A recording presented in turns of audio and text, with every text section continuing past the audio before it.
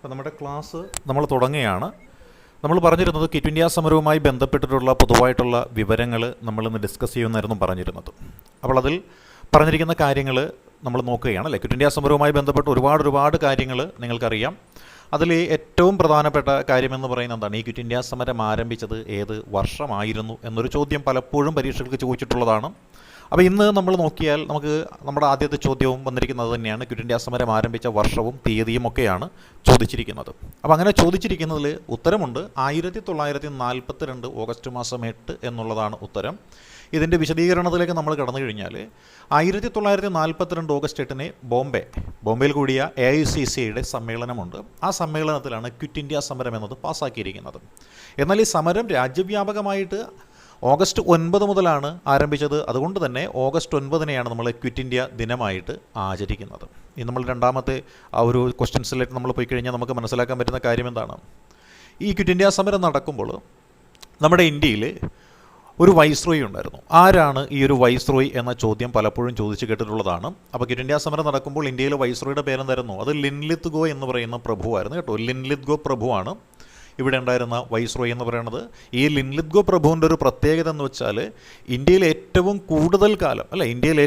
കൂടുതൽ കാലം വൈസ്രോയി ആയിട്ട് ഇരുന്ന ആ വ്യക്തിയാണ് ഈ ലിൻലിത് ഗോ പ്രഭു എന്ന് പറയുന്നത്. രണ്ടാം ലോക മഹായുദ്ധത്തിൽ ഇന്ത്യ പങ്കാളിയാകുമെന്ന് പ്രഖ്യാപിച്ച വ്യക്തിയാരെന്ന് ചോദിച്ചാൽ അത് നമ്മളുടെ ഈ ലിൻലിത് ഗോ പ്രഭുവാണ് പ്രഖ്യാപിച്ചത്. രണ്ടാം ലോക മഹായുദ്ധത്തിൽ ഇന്ത്യ പങ്കാളിയാകുമെന്ന് പ്രഖ്യാപിച്ചത് ഈ ലിൻലിത് ഗോ പ്രഭുവായിരുന്നു. ഇനി നമ്മൾ നോക്കിയാൽ ഈ ക്വിറ്റ് ഇന്ത്യ പ്രമേയം പാസ്സാക്കിയ ചരിത്രപ്രസിദ്ധമായ കോൺഗ്രസിൻ്റെ സമ്മേളനം നടന്നത് എവിടെയാണ് എന്ന് ചോദിച്ചാൽ അത് ബോംബെയിലെ ഗോവാലിയ ടാങ്ക് മൈതാനത്ത് വെച്ചിട്ടാണ് ചരിത്രപ്രസിദ്ധമായ ഈ ഒരു സമ്മേളനം നടന്നത് കേട്ടോ. ചരിത്രപ്രസിദ്ധമായ ഈ ഒരു സമ്മേളനം നടന്നത് ഗോവാലിയ ടാങ്ക് മൈതാനത്ത് വെച്ചിട്ടാണ്. ചരിത്രപ്രസിദ്ധമായ ഈ ഒരു ഗോവാലിയ ടാങ്ക് മൈതാനത്ത് വെച്ചിട്ടാണ് ക്വിറ്റ് ഇന്ത്യ സമ്മേളനം നടന്നത് എന്ന് നമ്മൾ ഓർത്തേക്കുക. ഇതിനെ നമ്മൾ വിളിക്കുന്ന പേരെന്താണ്? ഓഗസ്റ്റ് ക്രാന്തി മൈതാനം എന്നാണ് ഈ ഒരു ഗ്രൗണ്ടിനെ നമ്മൾ വിശേഷിപ്പിക്കുന്ന. ഓഗസ്റ്റ് ക്രാന്തി മൈതാനം എന്ന് പേരിട്ടുകൊണ്ട് വിശേഷിപ്പിക്കാറുണ്ട്. ഇവിടെ വെച്ചിട്ടാണ് ഗാന്ധിജി ജനങ്ങളെ അഭിസംബോധന ചെയ്തത് എന്ന് കൂടി നമ്മൾ ഓർക്കുക. അപ്പോൾ ഗാന്ധിജി എവിടെ വെച്ചാണ് ജനങ്ങളെ അഭിസംബോധന ചെയ്തതെന്ന് ചോദിച്ചാൽ ഗാന്ധിജി ഓഗസ്റ്റ് ക്രാന്തി മൈതാനത്ത് വെച്ചിട്ടാണ് ഈ ജനങ്ങളെ അഭിസംബോധന ചെയ്തിരുന്നത് എന്ന് കൂടി നമ്മൾ മനസ്സിലാക്കുക. ഇനി വീണ്ടും അടുത്ത ചോദ്യത്തിലേക്ക് നമ്മൾ പോയി കഴിഞ്ഞാൽ എന്താണ്? ഇവിടെ വെച്ച് ഏറ്റവും പ്രസിദ്ധമായ ഒരു മുദ്രാവാക്യമുണ്ടായിരുന്നു അല്ല, എന്താണ്? ഡു ഓർ ഡൈ അല്ലേ, പ്രവർത്തിക്കുക അല്ലെങ്കിൽ മരിക്കുക എന്ന് പറയുന്ന അതിപ്രധാനമായ ഒരു മുദ്രാവാക്യം നമ്മുടെ ഗാന്ധിജി ഇവിടെ വെച്ച് നൽകിയിട്ടുണ്ടായിരുന്നു കേട്ടോ. അപ്പോൾ ആ ഗാന്ധിജി നൽകിയ ഈ ഒരു മുദ്രാവാക്യം അത് മഹാത്മാഗാന്ധിയുടെ മുദ്രാവാക്യമാണ്. അപ്പോൾ ക്വിറ്റ് ഇന്ത്യ പ്രമേയം എന്നത് പാസ്സാക്കിയ ശേഷം ജനങ്ങൾക്ക് നൽകിയ സന്ദേശത്തിലാണ് മഹാത്മാഗാന്ധി ഈ ഒരു ആഹ്വാനം മുന്നോട്ട് വെച്ചത്. ഇനി നമ്മൾ നോക്കിയാൽ എന്താണ്? ക്വിറ്റ് ഇന്ത്യ സമരത്തിൻ്റെ മറ്റൊരു ചരിത്രപരമായ പേര് അതെന്താ വെച്ചാൽ ഓഗസ്റ്റ് വിപ്ലവം എന്നായിരുന്നു ചരിത്രപരമായിട്ടുള്ള പേരെന്ന് പറയുന്നത്. ഇതിനെ നമ്മൾ ഓഗസ്റ്റ് റവല്യൂഷൻ എന്ന് പേരിട്ടുകൊണ്ടും വിശേഷിപ്പിക്കാറുണ്ട് കേട്ടോ. ക്വിറ്റ് ഇന്ത്യ സമരത്തിൻ്റെ മറ്റൊരു ചരിത്രപരമായ പേരെന്തെന്ന് ചോദിച്ചാൽ അത് ഓഗസ്റ്റ് റവല്യൂഷൻ എന്ന പേരും അറിയപ്പെടുന്നുണ്ട്. ഈ വിശദീകരണം നമ്മൾ നോക്കിയാൽ എന്താണ്? ഓഗസ്റ്റ് മാസത്തിൽ ആരംഭിച്ച് വളരെ പെട്ടെന്നൊരു സായുധ ജനകീയ വിപ്ലവത്തിൻ്റെ സ്വഭാവത്തിലേക്ക് മാറിയത് കൊണ്ടാണ് ഇതിനെ നമ്മൾ ഓഗസ്റ്റ് വിപ്ലവം എന്ന് പേരിട്ട് വിശേഷിപ്പിക്കുന്നത്. ഇനി ഈ ക്വിറ്റ് ഇന്ത്യ എന്നുള്ള വാക്ക് ആദ്യമായിട്ട് രൂപപ്പെടുത്തിയത് ആരാണ് എന്ന് നമ്മൾ നോക്കണം അല്ലേ. ക്വിറ്റ് ഇന്ത്യ എന്നുള്ള സമരം ആദ്യമായിട്ട് രൂപപ്പെടുത്തിയ വ്യക്തിയുടെ പേരാണ് യൂസഫ് മെഹർ അലി എന്നാണ്. ആദ്യമായിട്ട് ഈ ക്വിറ്റ് ഇന്ത്യ എന്ന വാക്ക് ആദ്യമായിട്ട് രൂപപ്പെടുത്തിയ വ്യക്തിയുടെ പേര് യൂസഫ് മെഹർ അലി എന്നായിരുന്നു. ഇദ്ദേഹം ആരാണെന്ന് ചോദിച്ചാൽ ബോംബെ നഗരത്തിൻ്റെ ഒരു മേയറായിട്ട് പ്രവർത്തിച്ചയാളാണ്. അതേപോലെ സ്വാതന്ത്ര്യ സമര സേനാനിയായിരുന്നു. ക്വിറ്റ് ഇന്ത്യ എന്നും ഭാരത് ചോഡോ എന്നും ഒക്കെയുള്ള വാക്കുകൾ ഗാന്ധിജിക്ക് നിർദ്ദേശിച്ച് നൽകിയതും അതേപോലെ തന്നെ സൈമൺ ഗോവാക്ക് എന്നുള്ള മുദ്രാവാക്യമൊക്കെ മുന്നോട്ട് വെച്ചതും ആര് തന്നെയാണ്? ഈ പറയുന്ന യൂസഫ് മെഹർ അലിയാണ് മുന്നോട്ട് വെച്ചിരുന്നത്. നമ്മുടെ അടുത്ത ചോദ്യം എന്ന് വെച്ചാൽ എന്താണ്? ബോംബെ സമ്മേളനത്തിൽ ക്വിറ്റ് ഇന്ത്യ പ്രമേയം ഔദ്യോഗികമായിട്ട് അവതരിപ്പിച്ചത് ആരായിരുന്നു എന്നൊരു ചോദ്യമുണ്ട്. അത് മറ്റാരുമല്ല, അത് ജവഹർലാൽ നെഹ്റുവാണ് ക്വിറ്റ് ഇന്ത്യ പ്രമേയം ആദ്യമായിട്ട് ഇവിടെ ഔദ്യോഗികമായിട്ട് അവതരിപ്പിച്ചത്. ഇവിടെ ഗാന്ധിജി തയ്യാറാക്കിയ ഒരു കരട് പ്രമേയമുണ്ട്. ഈ കരട് പ്രമേയം ആരാണ് അവതരിപ്പിച്ചതെന്ന് വെച്ചാൽ ജവഹർലാൽ നെഹ്റുവാണ്. ഈ സമ്മേളനത്തിൽ കരട് പ്രമേയം അവതരിപ്പിച്ചത് ജവഹർലാൽ നെഹ്റുവായിരുന്നു. സർദാർ വല്ലഭായ് പട്ടേൽ ഈ പ്രമേയത്തെ പിന്താങ്ങി സംസാരിക്കുകയും ചെയ്തിരുന്നു എന്നുള്ളതാണ് വസ്തുത. ഇത് നോക്കിയാൽ എന്താണ്? ക്വിറ്റ് ഇന്ത്യ സമരം പ്രഖ്യാപിക്കുന്ന സമയത്ത് ഇന്ത്യൻ നാഷണൽ കോൺഗ്രസിൻ്റെ അധ്യക്ഷൻ ആരായിരുന്നു എന്നുള്ളത് പതിവായിട്ട് ചോദിച്ചിട്ടുള്ള ചോദ്യമാണ്. മൗലാന അബുൽ കലാം ആസാദ് ആയിരുന്നു ക്വിറ്റ് ഇന്ത്യ സമരം പ്രഖ്യാപിക്കുന്ന സമയത്ത് ഇന്ത്യൻ നാഷണൽ കോൺഗ്രസിൻ്റെ അധ്യക്ഷനായിട്ട് ഉണ്ടായിരുന്ന വ്യക്തി എന്ന് പറയുന്നത്. 1940 മുതൽ 1946 വരെ ഏറ്റവും കൂടുതൽ കാലം തുടർച്ചയായിട്ട് കോൺഗ്രസിൻ്റെ അധ്യക്ഷനായിരുന്ന വ്യക്തിയാണ് ഈ മൗലാന അബുൽ കലാം ആസാദ്. ഇദ്ദേഹം സ്വതന്ത്ര ഇന്ത്യയിലെ ആദ്യത്തെ വിദ്യാഭ്യാസ മന്ത്രി കൂടിയായിട്ട് അറിയപ്പെടുന്ന ഒരു വ്യക്തിയാണ് കേട്ടോ. സ്വതന്ത്ര ഇന്ത്യയിലെ ആദ്യത്തെ വിദ്യാഭ്യാസ മന്ത്രിയായിട്ട് കൂടി അറിയപ്പെടുന്ന വ്യക്തിയാണ് ഈ മൗലാന അബുൽ കലാം ആസാദ്. ഇനിയോ സമരപ്രഖ്യാപനത്തിന് തൊട്ടു പിന്നാലെ ഗാന്ധിജിയെ അറസ്റ്റ് ചെയ്ത് തടവിൽ പാർപ്പിച്ചത് എവിടെയായിരുന്നു എന്നൊരു ചോദ്യമുണ്ട്. അത് ആഗാഖാൻ കൊട്ടാരത്തിലാണ് പാർപ്പിച്ചിരുന്നത്. അപ്പോൾ സമരപ്രഖ്യാപനത്തിന് തൊട്ടു പിന്നാലെ ഗാന്ധിജിയെ അറസ്റ്റ് ചെയ്ത് തടവിൽ പാർപ്പിച്ചത് എവിടെ എന്ന ചോദ്യത്തിന് ഉത്തരം ആഗാഖാൻ പാലസാണ്. ഇത് സ്ഥിതി ചെയ്യുന്നത് മഹാരാഷ്ട്രയിലെ പൂനെയിലാണ്. ഈ തടവ് കാലത്താണ് മഹാത്മാഗാന്ധിയുടെ ഭാര്യയായിരുന്ന കസ്തൂർബ ഗാന്ധിയും അതേപോലെ അദ്ദേഹത്തിൻ്റെ സെക്രട്ടറി ആയിട്ടിരുന്ന മഹാദേവ ദേശായിയും എല്ലാം അന്തരിച്ചത് ഈ ആഗാഖാൻ പാലസിൽ വെച്ചിട്ടാണ്, അല്ലെങ്കിൽ ഇവിടുത്തെ തടവറയിൽ വെച്ചിട്ടാണ്. ഇത് ഗാന്ധിജിയുടെ ഒരു സ്മാരകമായിട്ടാണ് ഇപ്പം നിലവിൽ അറിയപ്പെടുന്നത്. ഇനി നോക്കിയാൽ ക്വിറ്റ് ഇന്ത്യ പ്രഖ്യാപിച്ച ദിവസം അല്ലേ, കോൺഗ്രസിൻ്റെ പ്രധാനപ്പെട്ട എല്ലാ നേതാക്കളെയും കൂട്ടത്തോടുകൂടി ബ്രിട്ടീഷുകാർ അറസ്റ്റ് ചെയ്തിരുന്നു. ആ രഹസ്യ പരിപാടിക്ക് ഒരു പേരുണ്ടായിരുന്നു. ആ പദ്ധതിയുടെ പേരാണ് ഓപ്പറേഷൻ സീറോ അവർ എന്നാണ് പറയുന്നത്. അപ്പോൾ ഓപ്പറേഷൻ സീറോ അവർ എന്ന് പറഞ്ഞു കഴിഞ്ഞാൽ എന്താണ്? 1942 ഓഗസ്റ്റ് 9 പുലർച്ചെ ഗാന്ധിജി, നെഹ്റു, പട്ടേൽ, നമ്മുടെ മൗലാന അബുൽ കലാം ആസാദ് മുതലായ എല്ലാ മുൻനിര നേതാക്കളെയും ബ്രിട്ടീഷുകാർ അറസ്റ്റ് ചെയ്തു. ഈ പദ്ധതി അറിയപ്പെടുന്ന പേരാണ് ഓപ്പറേഷൻ സീറോ അവർ എന്ന പേരിലാണ് അറിയപ്പെടുന്നത്. ഇനി വീണ്ടും നമ്മളത് നോക്കിക്കഴിഞ്ഞാൽ ക്വിറ്റ് ഇന്ത്യ സമരത്തിൻ്റെ നായിക എന്ന പേരിൽ അറിയപ്പെടുന്നൊരു വ്യക്തിയുണ്ട്. അവരുടെ പേരാണ് അരുണ അസഫ് അലി എന്നാണ് പറയുന്നത്. മുൻനിര നേതാക്കൾ അറസ്റ്റിലായപ്പോൾ സമരം ഏറ്റെടുത്ത് നയിച്ചതുകൊണ്ടാണ് ഈ അരുണ അസഫ് അലിയെ ക്വിറ്റ് ഇന്ത്യ സമര നായിക എന്ന് വിശേഷിപ്പിക്കുന്നത്. ഇവരെ grand old lady of India എന്നും വിശേഷിപ്പിക്കാറുണ്ട്. ക്വിറ്റ് ഇന്ത്യ സമരകാലത്ത് 5000 രൂപ എന്ന് പറയുന്നത് അരുണ അസഫ് അലിയെ കാണിച്ചു കൊടുക്കുന്നവർക്ക് ഗവൺമെൻറ് പ്രഖ്യാപിച്ച ഒരു സഹായ ധനവും ആയിരുന്നു. അടുത്ത ചോദ്യത്തിലേക്ക് പോയി കഴിഞ്ഞാൽ എന്താണ്? ബ്രിട്ടീഷ് പോലീസിൻ്റെ കണ്ണ് വെട്ടിച്ചുകൊണ്ട് ബോംബെ ഗോവാലിയ ടാങ്ക് മൈതാനത്ത് ആദ്യമായിട്ട് ദേശീയ പതാക ഉയർത്തിയ ഒരു വനിതയുണ്ട്. ആരാണ് എന്ന് ചോദിച്ചാൽ അത് അരുണ അസഫ് അലിയാണ്. 1942 ഓഗസ്റ്റ് 9 അരുണ അസഫ് അലി പതാക ഉയർത്തിയത്. ഇത് ജനങ്ങളിൽ വലിയ ആവേശകരമായ ഒരു കാര്യമായിട്ടാണ് കണക്കാക്കുന്നത്. ഇനി വീണ്ടും അടുത്ത ചോദ്യം നോക്കിയാലോ? ബ്രിട്ടീഷുകാരുടെ വിലക്കുകൾ ലംഘിച്ച് ഒളിവിലിരുന്നു കൊണ്ട് കോൺഗ്രസ് റേഡിയോ പ്രവർത്തിപ്പിച്ച ഒരു വ്യക്തിയാണ് ഉഷ മേത്ത എന്ന് പറയുന്നത്. ബ്രിട്ടീഷുകാരുടെ വിലക്കുകൾ ലംഘിച്ച് ഒളിവിലിരുന്നു കൊണ്ട് കോൺഗ്രസ് റേഡിയോ പ്രവർത്തിച്ച വ്യക്തിയാണ് ഉഷ മേത്ത എന്ന് പറയുന്നത്. വിപ്ലവ വാർത്തകൾ ജനങ്ങളിൽ എത്തിക്കാൻ വേണ്ടിയിട്ട് ഏറെക്കുറെ 42.84 മീറ്റർ ബാൻഡ് വിഡ്ത്തുള്ള ഒരു രഹസ്യ റേഡിയോ ഉണ്ടായിരുന്നു. ആ രഹസ്യ റേഡിയോ പ്രവർത്തിപ്പിച്ചത് അരുണ അസഫ് അലി അല്ല, നമ്മുടെ ഉഷ മേത്തയായിരുന്നു. ഉഷ മേത്തയ്ക്ക് ഇതിനുണ്ട എല്ലാ സഹായവും ചെയ്തു കൊടുത്തൊരു വ്യക്തിയുണ്ട്. അദ്ദേഹത്തിൻ്റെ പേര് നരിമാൻ പ്രിൻ്റർ എന്നായിരുന്നു. അപ്പം നരിമാൻ പ്രിൻ്റർ എന്ന പേരായ ഒരു ടെക്നീഷ്യനാണ് ഇവരെ ഈ കാര്യങ്ങളിലെല്ലാത്തിലും സഹായിച്ചതെന്നും കൂടിയുണ്ട്. ഇനിയോ, ജയിലിൽ നിന്ന് തടവ് ചാടി ഒളിവിലിരുന്ന് ക്വിറ്റ് ഇന്ത്യ സമരത്തിന് നേതൃത്വം കൊടുത്ത ഗറില്ല നേതൃത്വം കൊടുത്തൊരു സോഷ്യലിസ്റ്റ് നേതാവുണ്ട്. അദ്ദേഹത്തിൻ്റെ പേരാണ് ജയപ്രകാശ് നാരായണൻ അഥവാ JP എന്ന് പറയും. ഇനിയോ, ബ്രിട്ടീഷ് രഹസ്യാന്വേഷണ രേഖകളിൽ സിംഹം എന്ന കോഡ് നാമത്തിൽ അറിയപ്പെട്ടിരുന്ന ഒരു വ്യക്തിയുണ്ട് അല്ല. ബ്രിട്ടീഷ് രഹസ്യാന്വേഷണ രേഖകളിൽ സിംഹം എന്ന കോഡ് നാമത്തിൽ അറിയപ്പെട്ടിരുന്ന വ്യക്തി, അദ്ദേഹത്തിൻ്റെ പേരാണ് ജയപ്രകാശ് നാരായണൻ എന്ന് പറയും. ജയപ്രകാശ് നാരായണൻ തൻ്റെ സഹപ്രവർത്തകരോടൊപ്പം ദീപാവലി നാളിൽ ചാടിപ്പോയൊരു ജയിലുണ്ട്. ദീപാവലി നാളിൽ അദ്ദേഹം ചാടിപ്പോയ ജയിലിൻ്റെ പേരാണ് ഏതാണ്? ഹസാരിബാഗ് സെൻട്രൽ ജയിൽ എന്ന് പറയും. ഹസാരിബാഗ് സെൻട്രൽ ജയിൽ എന്ന് പറയും. ആ ജയിലിൽ വെച്ചിട്ടാണ് ഇദ്ദേഹം തടവ് ചാടി രക്ഷപ്പെട്ടു പോയത് എന്ന് കൂടി നമ്മൾ ഓർക്കുക. അതേപോലെ ഇദ്ദേഹത്തെക്കുറിച്ച് നോക്കിക്കഴിഞ്ഞാൽ എന്താണ്? 1942 നവംബറിൽ അദ്ദേഹം ജയിലിൽ ചാടി എന്നാണ്. 1942 അദ്ദേഹം ജയിലിൽ ചാടി എന്നാണ് നമ്മൾ മനസ്സിലാക്കേണ്ട കാര്യം. പിന്നീട് ഒളിവിലിരുന്നുകൊണ്ട് സമരമൊക്കെ നയിക്കാനായിട്ട് ഇദ്ദേഹത്തിന് സാധിച്ചു. ഇദ്ദേഹത്തിന്റെ ആ ഒരു സമര സംഘടനയുടെ പേരായിരുന്നു ആസാദ് ദസ്ത എന്നാണ് സമര സംഘടന അറിയപ്പെട്ടിരുന്നത്. ആസാദ് ദസ്ത എന്നാണ്. ഇതൊരു സായുധ വിപ്ലവ സംഘടന എന്ന പേരിലായിരുന്നു അറിയപ്പെട്ടിരുന്നത് കേട്ടോ. ഇതൊരു സായുധ വിപ്ലവ സംഘടന എന്ന ലേബലിൽ അറിയപ്പെട്ടിരുന്ന സംഘടനയും കൂടിയായിരുന്നു ഈ ഒരു ആസാദ് ദസ്ത. ഇതിന്റെ പരിശീലനമൊക്കെ നടന്നത് നേപ്പാളിലെ കാടുകളിലായിരുന്നു. ഇത് നോക്കിക്കേ, ക്വിറ്റ് ഇന്ത്യ സമരത്തെ ഔദ്യോഗികമായി എതിർക്കുകയും സമരത്തിൽ നിന്ന് വിട്ടുനിൽക്കുകയും ചെയ്ത പ്രമുഖ രാഷ്ട്രീയ സംഘടന ഏതായിരുന്നു എന്ന് ചോദ്യം വന്നു കഴിഞ്ഞാൽ അത് മുസ്ലിം ലീഗ് വിട്ടുനിന്നിരുന്നു, ഹിന്ദു മഹാസഭ വിട്ടുനിന്നിരുന്നു, കമ്മ്യൂണിസ്റ്റ് പാർട്ടി ഓഫ് ഇന്ത്യയും ഈ സമരത്തിൽ നിന്ന് വിട്ടുനിന്ന ആൾക്കാരായിരുന്നു. ഇത് നോക്കിക്കേ, വിശദീകരണം നമ്മൾ നോക്കിയാൽ എന്താണ്? കമ്മ്യൂണിസ്റ്റ് പാർട്ടി രണ്ടാം ലോക മഹായുദ്ധം ആരംഭിച്ചപ്പോൾ അതിനെ ആദ്യം വിശേഷിപ്പിച്ചിരുന്നു പീപ്പിൾസ് വാർ എന്ന പേരിലാണ്. എന്നാൽ ബ്രിട്ടീഷുകാരുടെ കൂടെ സോവിയറ്റ് യൂണിയൻ കൂടിക്കഴിഞ്ഞപ്പോൾ എന്തായി?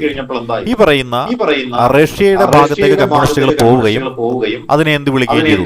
പീപ്പിൾസ് വാർ എന്ന പേരിൽ വിശേഷിപ്പിക്കുകയും ചെയ്തു.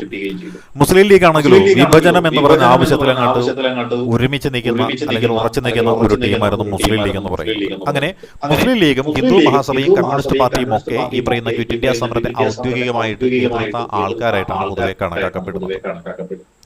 ഇതേപോലെ ക്വിറ്റ് ഇന്ത്യ സമരത്തെ അവിവേകപൂർണവും ഉത്തരവാദിത്തമില്ലാത്തതുമായ നടപടി എന്ന് വിശേഷിപ്പിച്ച ഒരു വ്യക്തിയുണ്ട്. അത് മറ്റാരുമായിരുന്നില്ല, ഡോക്ടർ BR അംബേദ്കർ ആയിരുന്നു.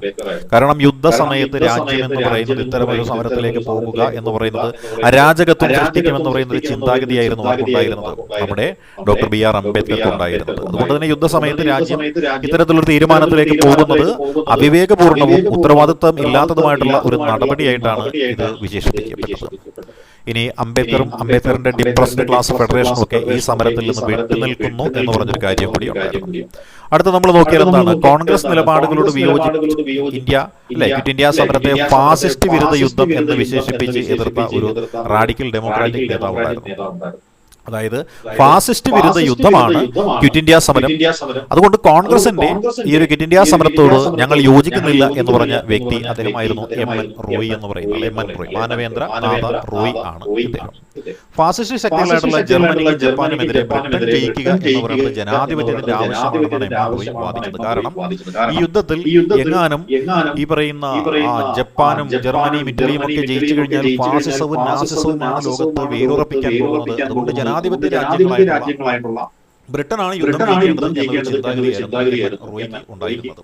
അടുത്ത ചോദ്യം, ക്വിറ്റ് ഇന്ത്യ സമരകാലത്ത് മുസ്ലിം ലീഗ് മുന്നോട്ട് വെച്ച പ്രധാന മുദ്രാവാക്യം എന്തായിരുന്നു എന്നതാണ്. ക്വിറ്റ് ഇന്ത്യ സമരകാലത്ത് മുസ്ലിം ലീഗ് മുന്നോട്ട് വെച്ച പ്രധാനപ്പെട്ട മുദ്രാവാക്യം എന്നുള്ളത് ഡിവൈഡ് ആൻഡ് ഡിഫീറ്റ്, അല്ലെങ്കിൽ വിഭജിക്കുക, വിട്ടുപോവുക എന്നുള്ളതായിരുന്നു.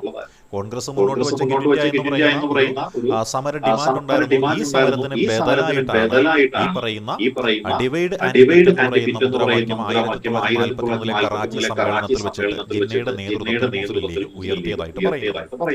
ഇനി അടുത്ത ചോദ്യത്തിലേക്ക് പോയത്, ബ്രിട്ടീഷുകാർ നാഷണൽ ഹെറാൾഡ് എന്നുള്ള പത്രത്തെയാണ് താൽക്കാലികമായിട്ട് വിലക്കേർപ്പെടുത്തിയത്. ഈ പത്രം താൽക്കാലികമായിട്ട് അതുകൊണ്ടെന്തായി ആ പത്രം ബ്രിട്ടീഷുകാർക്കെതിരെയുള്ള വാർത്തകൾ പ്രസിദ്ധീകരിക്കാനായിട്ട് അതുകൊണ്ട് ബ്രിട്ടീഷ് വിലക്കുകളിൽ പ്രതിഷേധിച്ചുകൊണ്ട് തന്റെ പത്രമായ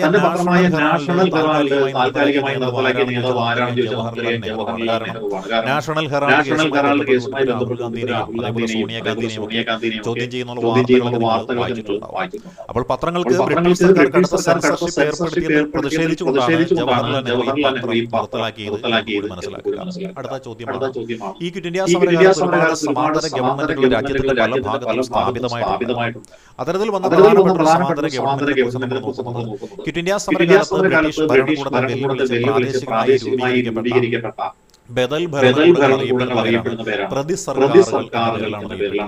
ഇത് ഉത്തർപ്രദേശിലും ബംഗാളിലും മഹാരാഷ്ട്രയിലും ഒറീസയിലും ഉണ്ടായിരുന്ന ബ്രിട്ടീഷ് ഉദ്യോഗസ്ഥന്മാരെ ജനങ്ങൾ അടിച്ചു എന്നിട്ട് അവരെ സ്വതന്ത്രമായ സ്ഥാപിച്ചു. ഇതായിരുന്നു ഏത് സമാന്തര സർക്കാർ എന്ന് പറയുന്നത്. ഇത് ക്വിറ്റ് ഇന്ത്യ സമരവുമായി ബന്ധപ്പെട്ടുകൊണ്ട് നിരന്തരമായിട്ട് ഉണ്ടായിരുന്ന ഒരു കാര്യമായിരുന്നു. ഇനി നോക്കിയേ, ക്വിറ്റ് ഇന്ത്യ സമരകാലത്ത് ഏറ്റവും കൂടുതൽ ക്വിറ്റ് ഇന്ത്യ സമരകാലത്ത് ഏറ്റവും കൂടുതൽ കാലം നിലനിന്ന സമാന്തര സർക്കാർ എവിടെയായിരുന്നു?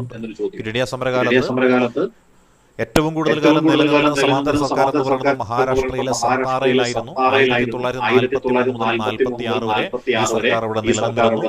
ഈ സർക്കാരിന് നേതൃത്വം കൊടുത്ത വ്യക്തികളായിരുന്നു വൈ ചവായും നാനാ പാട്ടീലുമായിരുന്നു ഈ സർക്കാരിന് നേതൃത്വം കൊടുത്ത നേതാക്കന്മാരെന്ന് പറയുന്നത്.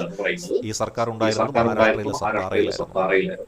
ഈ സത്താറയിൽ സമാന്തര സർക്കാർ സായുധ വിപ്ലവ സേന രൂപീകരിച്ചു. സത്താറയിൽ സമാന്തര സർക്കാർ രൂപീകരിച്ച സായുധ വിപ്ലവ സേനയുടെ പേരായിരുന്നു തൂഫാൻ സേന എന്നറിയപ്പെടുന്നത്.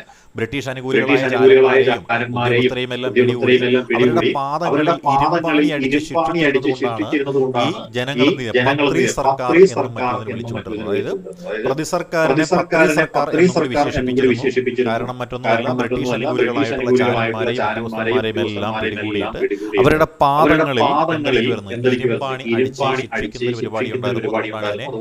പത്രി സർക്കാർ ഇത് നോക്കിക്കേ, ക്വിറ്റ് ഇന്ത്യ സമരത്തിന്റെ ഭാഗമായി ഇന്ത്യയിൽ ആദ്യമായി സമാന്തര സർക്കാർ പ്രഖ്യാപിക്കപ്പെട്ടത് എവിടെയാണ്? അതായത് പാരലൽ ഗവൺമെന്റ് ഇന്ത്യയിൽ ആദ്യമായി വന്നത് എവിടെയാണ് എന്നതാണ് ചോദ്യം. അതിന്റെ ഉത്തരമാണ് ബലിയ എന്ന് പറയുന്നത്. ബലിയ ഉത്തർപ്രദേശിലാണ്. ഉത്തർപ്രദേശിലെ ബലിയ എന്ന സ്ഥലത്ത് ഈ ഗവൺമെന്റ് നേതൃത്വം നൽകിയ വ്യക്തി ആരെന്ന് ചോദിച്ചാൽ ആ ചോദ്യത്തിന്റെ ഉത്തരവാണ് ചിത്തു പാണ്ഡെ എന്ന് പറയും. ചിത്തു പാണ്ഡെ. അപ്പൊ ചിത്തു പാണ്ഡെ കീഴിലാണ് ഇവിടെ സമാന്തര സർക്കാർ രൂപീകരിക്കപ്പെട്ടത് ഇദ്ദേഹം അറിയപ്പെടുന്നത് ബലിയയിലെ സിംഹം എന്നാണ്. ദ ലയൺ ഓഫ് ബലിയ എന്ന പേരിൽ അറിയപ്പെടുന്ന വ്യക്തിയാരെന്ന് ചോദിച്ചാൽ ചിത്തു പാണ്ഡെയാണ്. അടുത്ത ചോദ്യത്തിലേക്ക് നോക്കിയാൽ മിഡ്നാപൂരിലെ സമാന്തര സർക്കാർ അറിയപ്പെടുന്ന പേരുണ്ടായിരുന്നു. ബംഗാളിലെ മിഡ്നാപൂരിലെ സമാന്തര സർക്കാർ അറിയപ്പെട്ടിരുന്ന പേരായിരുന്നു തമ്മൂക്ക് ജാതീയ സർക്കാർ അല്ലെങ്കിൽ താമ്രലിപ്ത ജാതീയ സർക്കാർ എന്നായിരുന്നു അറിയപ്പെട്ടിരുന്നത്. തമ്മൂക്ക് ജാതീയ സർക്കാർ അല്ലെങ്കിൽ താമ്രലിപ്ത ജാതീയ സർക്കാർ എന്നാണ് ഇത് അറിയപ്പെട്ടിരുന്നത്. ഇത് സതീഷ് ചന്ദ്ര സാമന്ത എന്ന് പറയുന്ന ഒരു വ്യക്തി ഉണ്ടായിരുന്നു ബംഗാളിൽ. ഈ സതീഷ് ചന്ദ്ര സാമന്തയുടെ നേതൃത്വത്തിലാണ് ഈ ഒരു ഗവൺമെന്റ് സ്ഥാപിതമായത്. ഈ ഗവൺമെന്റിന് കീഴിൽ ഒരുപാട് സേനകൾ പ്രവർത്തിച്ചിട്ടുണ്ടായിരുന്നു. അത്തരത്തിൽ പ്രവർത്തിച്ച ഒരു വനിതാ വോളണ്ടിയർ വിഭാഗമുണ്ട്. ഈ വനിതാ വോളണ്ടിയർ വിഭാഗം അറിയപ്പെടുന്ന പേരാണ് ഭഗിനി സേന. നിങ്ങളൊന്നും കേട്ടിട്ടുണ്ടാവാൻ ചാൻസ് തൂഫാൻ സേനയെ കുറിച്ചും ഭഗിനി സേനയെ കുറിച്ചും ഒന്നും കേട്ടിട്ടുണ്ടാവില്ല. നമ്മളുടെ ഈ ഒരു ക്ലാസിന്റെ പ്രത്യേകിച്ച് ഇതുപോലുള്ള അപൂർവങ്ങളായിട്ടുള്ള പോയിന്റുകൾ നിങ്ങൾക്ക് നൽകുകയാണ്. അപ്പൊ തൂഫാൻ സേന എവിടെയായിരുന്നു? തൂഫാൻ സേന മഹാരാഷ്ട്രയിലെ സത്താറയിലായിരുന്നു. പ്രതി സർക്കാരിന്റെ പാരലൽ ഗവൺമെന്റ് ആയിരുന്നു. ഈ ഭഗിനി സേന എന്ന് പറയുന്നത് വനിതാ വോളണ്ടിയർ വിഭാഗമാണ്. ഇത് സതീഷ് ചന്ദ്ര സാമന്തയുടെ നേതൃത്വത്തിൽ ബംഗാളിൽ രൂപീകരിക്കപ്പെട്ട താമ്രലിപ്ത ജാതീയ സർക്കാരിലുള്ളതാണ്. ഇവർ പുറത്തിറക്കിയ പത്രത്തിന്റെ പേരാണ് വിപ്ലവി എന്ന് പറയുന്നത് അല്ലെ. ഇനിയോ 1942 ഓഗസ്റ്റിൽ ബീഹാറിലെ സെക്രട്ടേറിയറ്റിന് മുകളിൽ ദേശീയ പതാക ഉയർത്താൻ ശ്രമിച്ച് പോലീസ് വെടിവെപ്പിൽ രക്തസാക്ഷികളായിട്ടുള്ള വിദ്യാർത്ഥികൾ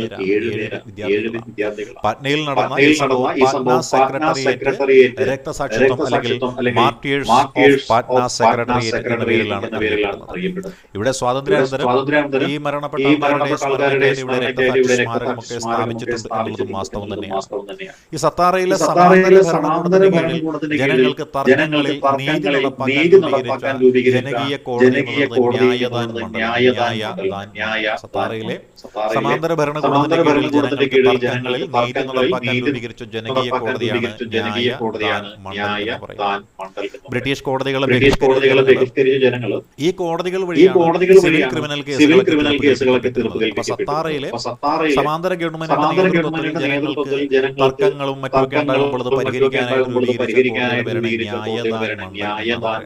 ഇതിന്റെ പ്രധാനപ്പെട്ട പർപ്പസ് എന്തായിരുന്നു? ബ്രിട്ടീഷ് കോടതികളെ ബഹിഷ്കരിക്കുക എന്നുള്ളതായിരുന്നു പ്രധാനപ്പെട്ട പർപ്പസ്. ബ്രിട്ടീഷ് കോടതികളെ ബഹിഷ്കരിക്കുക എന്നതായിരുന്നു പ്രധാനപ്പെട്ട പർപ്പസ്.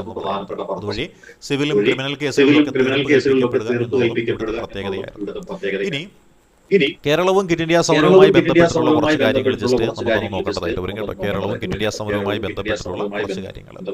ഇതിലെ മിക്കവാറും ചോദിക്കുന്ന ചോദ്യം എന്താണ്? കേരളത്തിലെ ക്വിറ്റ് ഇന്ത്യ സമര ചരിത്രത്തിലെ ഏറ്റവും പ്രധാനപ്പെട്ട അട്ടിമത സംഭവം ഏതാണെന്ന് ചോദിക്കുന്നത്. അത് മറ്റൊന്നുമില്ല, കീഴരിയൂർ ബോംബ് കേസാണ്. കീഴരിയൂർ ബോംബ് കേസ് 1942 മലബാറിലെ കീഴരിയൂർ ബ്രിട്ടീഷ് വിരുദ്ധ പ്രവർത്തനങ്ങൾക്കായി ബോംബുകൾ നിർമ്മിച്ചു സർക്കാർ ഓഫീസുകൾ തകർക്കാൻ പദ്ധതിയിട്ട്. ഇതാണ് കീഴരിയൂർ ബോംബ് കേസ് എന്ന പേരിൽ അറിയപ്പെടുന്നത്. ഈ കീഴരിയൂർ ബോംബ് കേസിലെ ഒന്നാം പ്രതി ആരാണെന്ന് ചോദിച്ചാൽ വേറെ ആരുമല്ല, ഡോക്ടർ കെ.ബി. മേനോനാണ്. കെ.ബി. മേനോനാണ്. ഗാന്ധിജി അറസ്റ്റിലായപ്പോൾ കേരളത്തിലെ പ്രത്യേകിച്ച് നമ്മുടെ ഈ മലബാറിൽ കോൺഗ്രസ് സോഷ്യലിസ്റ്റ് പാർട്ടിയുടെ ബാനറിൽ ക്വിറ്റ് ഇന്ത്യ സമരത്തിന് നേതൃത്വം കൊടുത്ത വ്യക്തിയാണ് ഡോക്ടർ കെ.ബി. മേനോൻ എന്ന് പറയുന്നത്. കീഴരിയൂർ ബോംബ് കേസുമായി ബന്ധപ്പെട്ട പ്രധാന ബോംബ് നിർമ്മാണ കേന്ദ്രം എവിടെയായിരുന്നു എന്ന് ചോദിച്ചാൽ കോഴിക്കോട് ജില്ലയിലായിരുന്നു. ചാലപ്പുറം എന്ന സ്ഥലത്തായിരുന്നു. ചാലപ്പുറത്തെ ഒരു വീട്ടിൽ വെച്ചിട്ടാണ് വിപ്ലവകാരികൾ ബോംബ് നിർമ്മാണ പരീക്ഷണങ്ങളെല്ലാം നടത്തിയത്. ഈ കേസിലെ പ്രതികളെ കോടതിയിൽ പ്രതിരോധിച്ചതായിരുന്നു പ്രമുഖ അഭിഭാഷകനായിട്ടുള്ള കെ. കുഞ്ഞിരാമൻ നമ്പ്യാരാണ്. ചാലപ്പുറം ബോംബ് കേസുമായി ബന്ധപ്പെട്ടുകൊണ്ട് കീഴരിയൂർ ബോംബ് കേസുമായി ബന്ധപ്പെട്ടുകൊണ്ട് കോടതിയിൽ വാദമുഖങ്ങൾ നടത്തിയത്.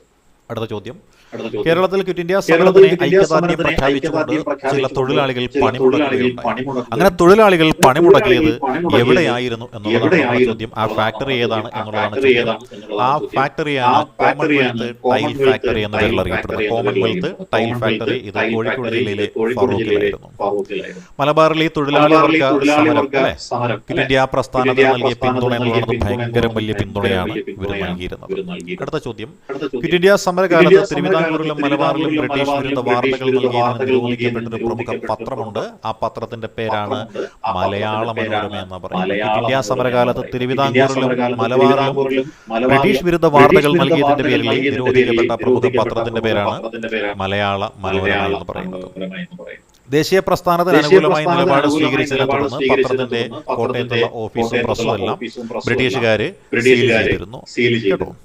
ഇനി അടുത്ത ചോദ്യം എന്താണ്? കയ്യൂരിൽ പോലീസ് കോൺസ്റ്റബിൾ കൊല്ലപ്പെട്ടതിനെ തുടർന്ന് കണ്ണൂർ സെൻട്രൽ ജയിലിൽ വെച്ച് തൂക്കിലേറ്റപ്പെട്ട കമ്മ്യൂണിസ്റ്റ് രക്തസാക്ഷികൾ എത്ര പേരാണെന്നാണ് ചോദ്യം.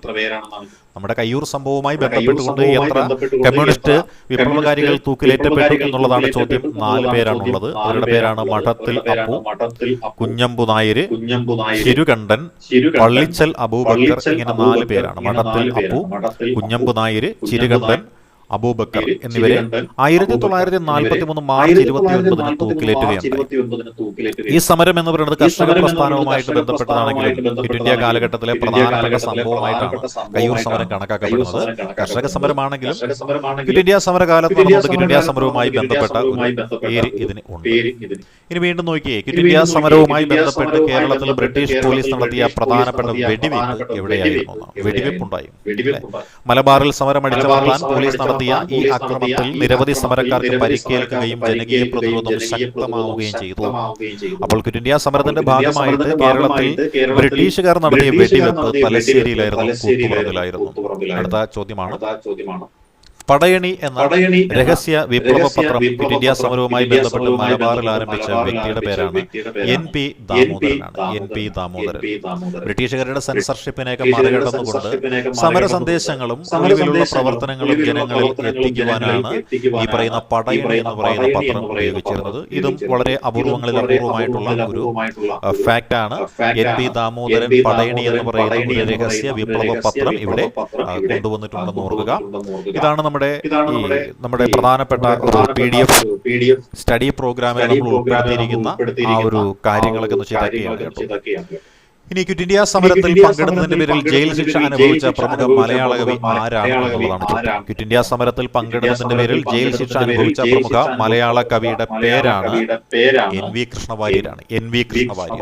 ക്വിറ്റ് ഇന്ത്യ സമരത്തിൽ പങ്കെടുത്തതിന്റെ പേരിൽ ജയിൽ ശിക്ഷ അനുഭവിച്ച പ്രമുഖ മലയാള കവിയുടെ പേരാണ് NV കൃഷ്ണവാര്യർ.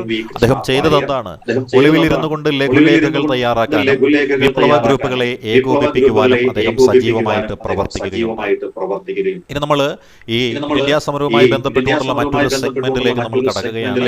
അത് ക്വിറ്റ് ഇന്ത്യ സമരത്തിന്റെ പശ്ചാത്തലവും അനുബന്ധ വസ്തുതകളെയും കുറിച്ച് PSC പരീക്ഷകളിലും SSC പരീക്ഷകളിലും ഒക്കെ ചോദിച്ചിട്ടുള്ള ചോദ്യമാണ് നമ്മൾ പറയുന്നത്. അപ്പൊ ക്വിറ്റ് ഇന്ത്യ സമരത്തിന് തൊട്ടു മുൻപ് നടന്ന് പരാജയപ്പെട്ട ഒരു ദൗത്യം, ബ്രിട്ടീഷുകാരുടെ ഒരു ദൗത്യമുണ്ട്. ആ ദൗത്യത്തിന്റെ പേരാണ് ക്രിപ്സ് മിഷൻ എന്നാണ് അറിയപ്പെടുന്നത്. ക്വിറ്റ് ഇന്ത്യ സമരം എന്തുകൊണ്ടുണ്ടായി എന്ന് ക്രിപ്സ് മിഷന്റെ പരാജയമാണ് എന്ന് നമുക്ക് അറിയാവുന്നതാണ്. അപ്പൊ ഇവിടെ എന്താ സംഭവിച്ചത്? സർ സ്റ്റാഫോർഡ് ക്രിപ്സിന്റെ നേതൃത്വത്തിൽ യുദ്ധം കഴിയുമ്പോൾ ഇന്ത്യക്ക് ഡൊമിനിയൻ പദവി എന്ന് വെച്ചാൽ നമ്മൾ എന്ത് ചെയ്യുന്നു? പൂർണ്ണ സ്വാതന്ത്ര്യമാണ് ഞങ്ങൾക്ക് വേണ്ടത്, അല്ലാതെ പുത്രികാ സ്വാതന്ത്ര്യം എന്നും പറഞ്ഞുകൊണ്ട് ഇതാണ് ക്വിറ്റ് ഇന്ത്യ സമരത്തിൽ മുമ്പ് നടന്ന ബ്രിട്ടീഷുകാരുടെ പരാജയപ്പെട്ട ദൗത്യം എന്ന പേരിൽ. ഇനി ഗാന്ധിജി ഒരു വിശേഷണം പറഞ്ഞു. എന്താണ്? തകരുന്ന ബാങ്കിലെയും ഗാന്ധിജി പേരിട്ട് വിശേഷിപ്പിച്ച ഒരു ഇൻസിഡന്റ് ഉണ്ട്. ഈ ക്രിപ്സ് നൽകിയ വാഗ്ദാനങ്ങളെ കാരണം യുദ്ധത്തിൽ തകർന്നുകൊണ്ടിരിക്കുന്ന ബ്രിട്ടൻ ഭാവിയിൽ നൽകാമെന്ന് പറയുന്ന വാഗ്ദാനങ്ങൾക്ക് യാതൊരു വിലയുമില്ലെന്ന് വ്യക്തമാക്കാൻ വേണ്ടിയാണ് ഗാന്ധിജി ഈ ഒരു പദപ്രയോഗം നടത്തിയത് എന്നത് നമ്മൾ. ക്വിറ്റ് ഇന്ത്യ സമരം നടക്കുമ്പോൾ ബ്രിട്ടനിലെ പ്രധാനമന്ത്രി ആരായിരുന്നു? ക്വിറ്റ് ഇന്ത്യ സമരം നടക്കുമ്പോൾ ബ്രിട്ടനിലെ പ്രധാനമന്ത്രി വിൻസ്റ്റൺ ചർച്ചിലായിരുന്നു. ക്വിറ്റ് ഇന്ത്യ സമരം നടക്കുമ്പോൾ ബ്രിട്ടനിലെ പ്രധാനമന്ത്രി ആരെന്ന് ചോദിച്ചാൽ അത് വിൻസ്റ്റൺ ചർച്ചിൽ. കടുത്ത ഇന്ത്യ വിരുദ്ധ നിലപാട് സ്വീകരിച്ചിരുന്ന ഒരു വ്യക്തിയായിരുന്നു. ഗാന്ധിജിയുടെ സമരത്തെയും ആവശ്യങ്ങളെയും എല്ലാം ക്രൂരമായിട്ട് അടിച്ചമർത്താൻ നോക്കിയ ഒരു വ്യക്തിയാണ്. അങ്ങനെ അദ്ദേഹം വൈസ്രോയിക്ക് നിർദ്ദേശങ്ങൾക്ക് കൊടുത്ത ഒരാളാണ് ഈ വിൻസ്റ്റൺ ചർച്ചിൽ. ക്വിറ്റ് ഇന്ത്യ സമരവുമായി ബന്ധപ്പെട്ടുകൊണ്ട് ആസാമിൽ ട്രെയിൻ അട്ടിമറിക്കാൻ ശ്രമിച്ചു എന്ന കുറ്റത്തിന് തൂക്കിലേറ്റപ്പെട്ട ഏക രക്തസാക്ഷിയുടെ പേരാണ് കുശാൽ കൻവർ എന്ന് പറയും.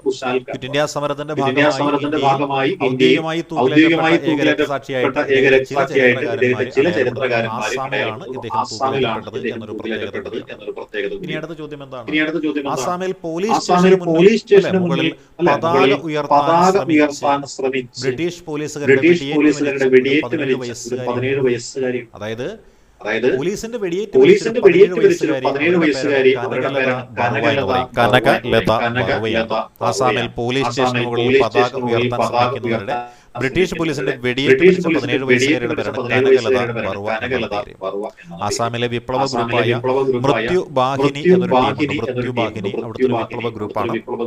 ഈ മൃത്യുബാഹിനിയിലെ അംഗമായിരുന്നു കനകലത ബറുവ.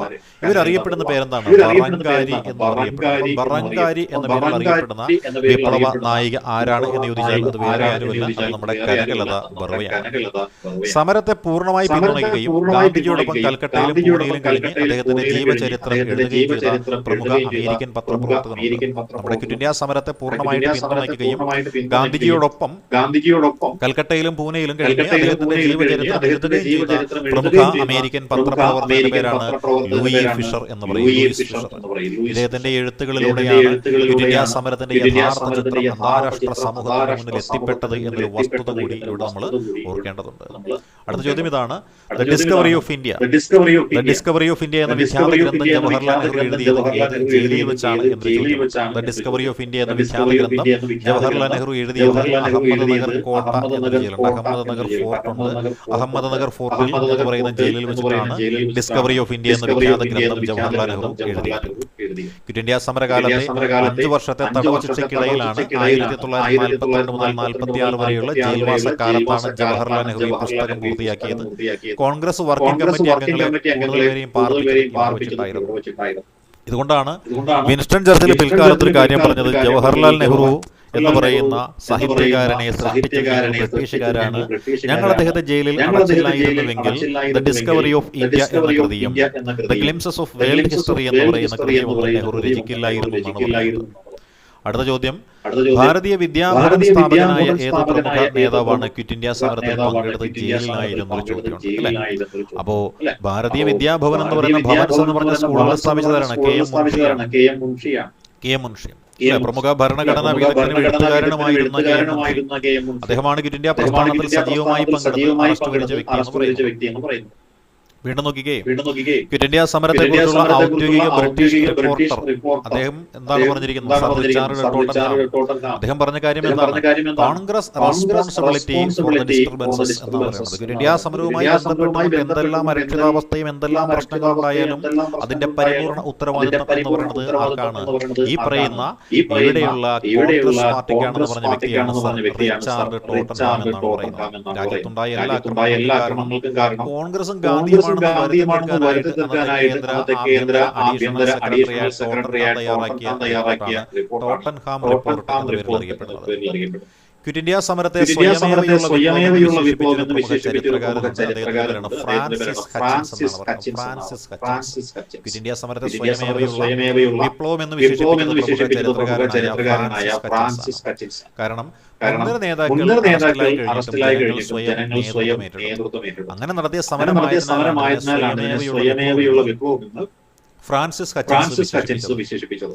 ഇനി വീണ്ടും നോക്കി, ക്വിറ്റ് ഇന്ത്യ സമരത്തിൽ സജീവമായിരുന്നു പിന്നീട് ഇന്ത്യയിലെ സംസ്ഥാനത്തെ ആദ്യ വനിതാ മുഖ്യമന്ത്രിയായ നേതാവാണ് സുജേത കൃപലാനിയാണ്. സുജേത കൃപലാനി എന്ന് ചോദിച്ചാൽ ഇന്ത്യക്ക് സ്വാതന്ത്ര്യം കിട്ടുന്ന സമയത്ത് ഇന്ത്യൻ നാഷണൽ കോൺഗ്രസിന്റെ അധ്യക്ഷനായിരുന്ന JB കൃപലാനിയുടെ ഭാര്യയാണ്. ഒളിവിലിരുന്നു കൊണ്ട് സമരം നയിക്കാൻ രൂപീകരിച്ച ഡയറക്ടറേറ്റ് കമ്മിറ്റിയിൽ അംഗവുമായിരുന്നു ഈ പറയുന്ന സുജേത കൃപലാനി. അടുത്ത ചോദ്യം: ക്വിറ്റ് ഇന്ത്യ പ്രമേയത്തിന്റെ യഥാർത്ഥ രൂപരേഖ തയ്യാറാക്കിയത് അത് വാർത്താ സമ്മേളനത്തിൽ 1942 ജൂലൈ 14 വാർത്താ സമ്മേളനത്തിൽ വെച്ചിട്ടാണ് ക്വിറ്റ് ഇന്ത്യ പ്രമേയത്തിന്റെ യഥാർത്ഥ രൂപരേഖ തയ്യാറാക്കപ്പെട്ടത്. ബോംബെ സമ്മേളനത്തിൽ വാർധയിൽ വെച്ചാണ് കോൺഗ്രസ് പ്രമേയത്തിന്റെ രൂപരേഖ തയ്യാറാക്കിയത്. ക്വിറ്റ് ഇന്ത്യ പ്രമേയത്തിന് പേര് വാർത്താ പ്രമേയം എന്ന് വിശേഷിപ്പിക്കാറുണ്ട്. വാർത്താ പ്രമേയം, ഭാരത് ചോഡോ പ്രമേയം പ്രമേയമാണ്. അടുത്ത ചോദ്യം: ബ്രിട്ടീഷ് ഇന്ത്യയിലെ വൈസ്രോയുടെ കൗൺസിലിൽ നിന്ന് ക്വിറ്റ് ഇന്ത്യ സമരത്തിൽ രാജിവെച്ച മലയാളി ആരുണ്ട്? അദ്ദേഹത്തിന്റെ പേര് C P Ramaswamy. Quit India സമരത്തിൽ പ്രതിഷേധിച്ച് ഈ ബ്രിട്ടീഷ് വൈസ്രോയുടെ കൗൺസിലിൽ നിന്ന് ക്വിറ്റ് ഇന്ത്യ സമരത്തിൽ പ്രതിഷേധിച്ച് രാജിവെച്ച മലയാളി സി പി രാമസ്വാമി. 1944 രാജിവെക്കുകയും പിന്നീട് തിരുവിതാംകൂർ ദിവാനായി തുടരുകയും ചെയ്തു. MS അനി, SN സർക്കാർ എന്നിവരും രാജിവെച്ച ആൾക്കാരെന്ന് പറയുന്നത്. അടുത്ത ചോദ്യം, ക്വിറ്റ് ഇന്ത്യ സമരത്തിന് ഒളിവ് പ്രവർത്തനങ്ങൾക്കായി രഹസ്യമായി വൻതോതിൽ സാമ്പത്തിക സഹായം നൽകിയ ഒരു വ്യവസായിയുണ്ട്. അദ്ദേഹത്തിന്റെ പേരാണ് ജെ.ഡി. ബിർള എന്നാണ് പറയുന്നത്. അപ്പൊ ക്വിറ്റ് ഇന്ത്യ സമരത്തിന് സാമ്പത്തിക സഹായം നൽകിയ വ്യവസായിയുടെ പേരാണ് ജെ.ഡി. ബിർള. അദ്ദേഹം ഗാന്ധിജിയുടെ അടുത്ത അനുയായിയായിരുന്നു. സോഷ്യലിസ്റ്റ് നേതാക്കൾ ഒളിവിലാക്കൊണ്ട് റേഡിയോ ആക്ടിവിറ്റിയൊക്കെ അല്ലെങ്കിൽ റേഡിയോ പ്രക്ഷേപണമൊക്കെ നടത്തുമ്പോൾ അതിന് ലഘുലേഖ വിതരണത്തിന് ഒരുപാട് ഫണ്ട് നൽകി സഹായിച്ച വ്യക്തി പറയുന്ന ജെ.ഡി. ബിർള. ഇനി പ്രാദേശിക സമരങ്ങളുടെ അടിച്ചമർത്തലുകളുണ്ട്. അതിലേക്ക് നമ്മൾ നോക്കിയാൽ നമുക്ക് പറയാൻ പറ്റും, ക്വിറ്റ് ഇന്ത്യ സമരകാലത്ത് കാശ്മീരിൽ രാജഭരണത്തിനും ബ്രിട്ടീഷ് നയങ്ങൾക്കുമെതിരെ ക്വിറ്റ് കാശ്മീർ എന്ന് പറഞ്ഞൊരു ക്വിറ്റ് കാശ്മീർ പ്രക്ഷോഭം നയിച്ച വ്യക്തിയുടെ പേരാണ് ഷെയ്ഖ് അബ്ദുള്ള എന്ന് പറയുന്നത്. കാശ്മീരിലെ നാട്ടുരാജാവായിരുന്ന ഹരിസിംഗിന്റെ ഭരണത്തിന് നാഷണൽ കോൺഫറൻസിലെ കാശ്മീരിലെ രാഷ്ട്രീയ പാർട്ടിയുടെ നേതൃത്വത്തിലാണ് ഇവിടെ സമരം നടത്തപ്പെട്ടത്. അടുത്ത ചോദ്യം, സമരകാലത്ത് ഉത്തർപ്രദേശ്, ബീഹാർ തുടങ്ങിയ സ്ഥലങ്ങളിൽ റെയിൽവേ ട്രാക്കുകളും ടെലിഗ്രാഫുകളും തകർക്കാൻ പ്രവർത്തിച്ച രഹസ്യ വിപ്ലവ സംഘങ്ങൾ അറിയപ്പെടുന്ന പേരുണ്ട്. ആ പാർട്ടിയുടെ പേരാണ് ലോഹ പാർട്ടി എന്ന് പറയുന്നത്. ബ്രിട്ടീഷ് സൈന്യത്തിന്റെ നീക്കങ്ങൾ തടസ്സപ്പെടുത്താനായിട്ട് റെയിൽവേ പാളങ്ങൾ അഴിച്ചുമാറ്റുന്ന ജോലി ചെയ്തിരുന്ന ആൾക്കാരാണ്. അങ്ങനെ റെയിൽവേ പാളങ്ങൾ അഴിച്ചുമാറ്റാൻ വേണ്ടി ഉപയോഗിച്ച ഉപകരണങ്ങൾ അറിയപ്പെടുന്ന പേരാണ് മോക്ഷപ്രദായകം എന്നാണ് അറിയപ്പെട്ടിരുന്നത്. അടുത്ത ചോദ്യം, ക്വിറ്റ് ഇന്ത്യ സമരകാലത്ത് 1857 ശേഷമുള്ള ഏറ്റവും വലിയ ഗൗരവമേറിയ ലഹള ബ്രിട്ടീഷ് പ്രധാനമന്ത്രി ചർച്ചിലിനെ അയച്ച വിശേഷിപ്പിച്ച വൈസ്രോയി ആരാണെന്നാണ്. അതായത് ക്വിറ്റ് ഇന്ത്യ സമരത്തെ 1857 ശേഷമുള്ള ഏറ്റവും ഗൗരവമേറിയ വിശേഷിപ്പിച്ച വ്യക്തി പ്രഭുവാണ്. കാരണം ജനങ്ങളുടെ ഭാഗത്തു നിന്നുണ്ടായ ശക്തമായ പ്രതിരോധ ഭരണത്തിന്റെ അടിത്തറയിളക്കിയെന്ന് ഈ പ്രസ്താവനയിലൂടെ സമ്മതിക്കുകയുണ്ടായി. ചോദ്യം, പശ്ചിമ ബംഗാളിലെ ക്വിറ്റ് ഇന്ത്യ സമരത്തിന്റെ നായികയും പോലീസിന്റെ വെടിയേറ്റ് മരിച്ചതുമായ വാർദ്ധക്യം ചെന്ന വൃദ്ധയായ പേരാണ് മാതങ്കിനി ഹസൻ. 73ാമത്തെ വയസ്സിൽ ദേശീയ പതാക കൈവിടാതെ വന്ദേമാതരം വിളിച്ച ഇവരെ വിശേഷിപ്പിക്കുന്ന പേരാണ് ഗാന്ധി, ഗാന്ധി അല്ലെങ്കിൽ ഓൾഡ് ലേഡി ഗാന്ധി എന്നൊക്കെ അറിയപ്പെടുന്നതാണ് മാതങ്കിനി ഹസർ. അടുത്ത ചോദ്യം, ക്വിറ്റ് ഇന്ത്യ സമരത്തിന്റെ പ്രധാന ചരിത്രകാരന്മാർ ചൂണ്ടിക്കാണിക്കുന്ന എന്താണ്? ക്വിറ്റ് ഇന്ത്യ സമരത്തിന്റെ ഏറ്റവും പ്രധാനപ്പെട്ട പോരായ്മ കേന്ദ്രീകൃതമായ നേതൃത്വത്തിന്റെ അഭാവമാണ് ഇവിടെ ചൂണ്ടിക്കാണിക്കുന്നത്. കാരണം പ്രധാന നേതാക്കളെല്ലാം ആദ്യ ദിവസം തന്നെ ജയിലിലായതിനാൽ പലയിടങ്ങളിലും രഹിത പാതയിൽ നിന്ന് മാറി ഈ സമരം അക്രമാസക്തമായ ഒരു സമരമായിട്ട് മാറ്റപ്പെടുകയുണ്ടായി. ക്വിറ്റ് ഇന്ത്യ സമരകാലത്ത് 1942 ഒക്ടോബറിലാണ് ഇന്ത്യയുടെ പുതിയ കമാൻഡർ ഇൻ ചീഫായിട്ട് ചുമതലയേറ്റത് ആരെന്ന് ചോദിച്ചാൽ 1942 നമ്മുടെ പുതിയ കമാൻഡർ ഇൻ ചീഫായി ചുമതലയേറ്റത് ലോർഡ് വേവലായിരുന്നു, വേവൽ പ്രഭുവായിരുന്നു. സൈനിക മേധാവിയായിരുന്നു ഇദ്ദേഹമാണ്. 1943 ലിൻലിത്ഗോയ്ക്ക് ശേഷം ഇന്ത്യയുടെ പുതിയ വൈസ്രോയിയായിട്ട് ചുമതലയേറ്റു. അടുത്ത ചോദ്യം, ബ്രിട്ടീഷ് സർക്കാർ പത്രങ്ങൾക്ക് കടുത്ത നിയന്ത്രണം ഏർപ്പെടുത്തിയപ്പോൾ സമരത്തെക്കുറിച്ച് വാർത്ത നൽകുന്നു തടയാൻ കൊണ്ടുവന്ന കരിനിയമം ഏതാണ്? നമ്മുടെ ക്വിറ്റ് ഇന്ത്യ സമരത്തെക്കുറിച്ചുള്ള പൊതുജനങ്ങളിൽ എത്താതിരിക്കുവാൻ വേണ്ടിയിട്ട് കൊണ്ടുവന്ന നിയമം. അതിന്റെ പേരാണ് ഡിഫൻസ് ഓഫ് ഇന്ത്യ റൂൾസ്. ഈ നിയമപ്രകാരം ഗാന്ധിജിയുടെ സമരവാർത്തകൾ ചിത്രങ്ങൾ ഇതൊന്നും പ്രസിദ്ധീകരിക്കാൻ പറ്റാത്ത ഒരു അവസ്ഥയാണ്. സെൻസർഷിപ്പിന് കൊണ്ടുവന്ന കരിനിയമത്തിന്റെ പേരാണ് ഡിഫൻസ് ഓഫ് ഇന്ത്യ റൂൾസ് എന്ന പേരിൽ അറിയപ്പെടുന്നത്. അടുത്ത ചോദ്യം ഇതാണ്, ക്വിറ്റ് ഇന്ത്യ സമരകാലത്ത് വിദേശ മാധ്യമങ്ങളിൽ ഇന്ത്യയിലെ ബ്രിട്ടീഷ് ക്രൂരതകളെ കുറിച്ച് വലിയ വാർത്താ പ്രാധാന്യം നൽകിയ അമേരിക്കൻ മാധ്യമ പ്രവർത്തകൻ, അദ്ദേഹത്തിന്റെ പേരാണ് വെബ് മില്ലർ എന്നാണ് പറയുന്നത്. ക്വിറ്റ് ഇന്ത്യ സമരകാലത്ത് വിദേശ മാധ്യമങ്ങളിൽ ഇന്ത്യയിലെ ബ്രിട്ടീഷ് ക്രൂരതകളെ കുറിച്ച് പ്രാധാന്യം നൽകിയ അമേരിക്കൻ മാധ്യമ പ്രവർത്തകന്റെ പേരാണ് വെബ് മില്ലർ എന്ന പേരിലാണ് അദ്ദേഹം അറിയപ്പെടുന്നത്. ഉപ്പ് സത്യാഗ്രഹകാലം മുതൽ ഇന്ത്യയിലെ ബ്രിട്ടീഷ് അടിച്ചമർത്തലുകൾ അന്താരാഷ്ട്ര സമൂഹത്തിന് മുന്നിൽ തുറന്നുകാട്ടിയ പത്രപ്രവർത്തകനാണ് വെബ് മില്ലർ. അടുത്ത ചോദ്യം, ക്വിറ്റ് ഇന്ത്യ സമരത്തെ കോൺഗ്രസിന്റെ ചരിത്രത്തിലെ ഏറ്റവും വലിയ അബദ്ധമെന്ന് വിശേഷിപ്പിച്ചുകൊണ്ട് സമരത്തിൽ നിന്ന് പൂർണ്ണമായി മാറുന്ന കോൺഗ്രസ് നേതാവ്, അദ്ദേഹത്തിന്റെ പേരാണ് സി രാജഗോപാലാചാരി, രാജാജി എന്നാണ് അദ്ദേഹം അറിയപ്പെടുന്നത്. മുസ്ലിം ലീഗ് മുന്നോട്ട് വെച്ച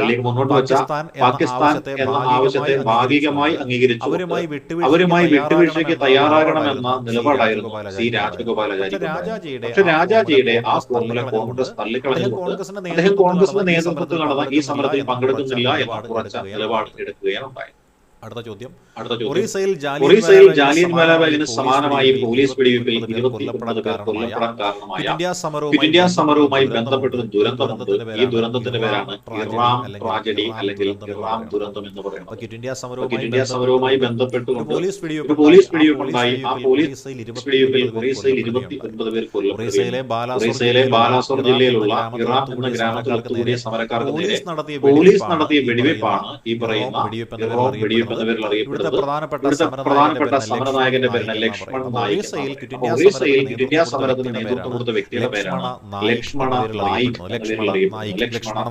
ലക്ഷ്മണ നായിക്. അടുത്ത ചോദ്യം, സമരകാലത്ത് തടവിലായിരുന്നപ്പോൾ ഗാന്ധിജി ജയിലിൽ വെച്ച് ആഴത്തിൽ വായിച്ച തീവ്ര വിപ്ലവ ചിന്താഗതിയുള്ള പുസ്തകം ഏതാണെന്നുള്ളതാണ് ചോദ്യം. പുസ്തകത്തിന്റെ പേരാണ് ദാസ് ക്യാപിറ്റൽ എന്ന് പറയുന്നത്. സമരകാലത്ത് ഗാന്ധിജി തടവിലായിരുന്നപ്പോൾ ജയിലിൽ വെച്ച് വായിച്ച പുസ്തകത്തിന്റെ പേരാണ് ദാസ് ക്യാപിറ്റൽ എന്ന് പറയുന്നത്. കാൾ മാർക്സ് എഴുതിയ പുസ്തകമാണ്. ആഗാഖാൻ കൊട്ടാരത്തിലെ തടവുകാലത്താണ് ഗാന്ധിജി മാർക്സിസ്റ്റ് തത്വചിന്തകളെ കാര്യങ്ങൾ പഠിക്കാനായിട്ട് കാൾ മാർക്സിന്റെ ഈ ഒരു വിഖ്യാത ഗ്രന്ഥം വായിച്ചത് എന്നാണ് പറയപ്പെടുന്നത്.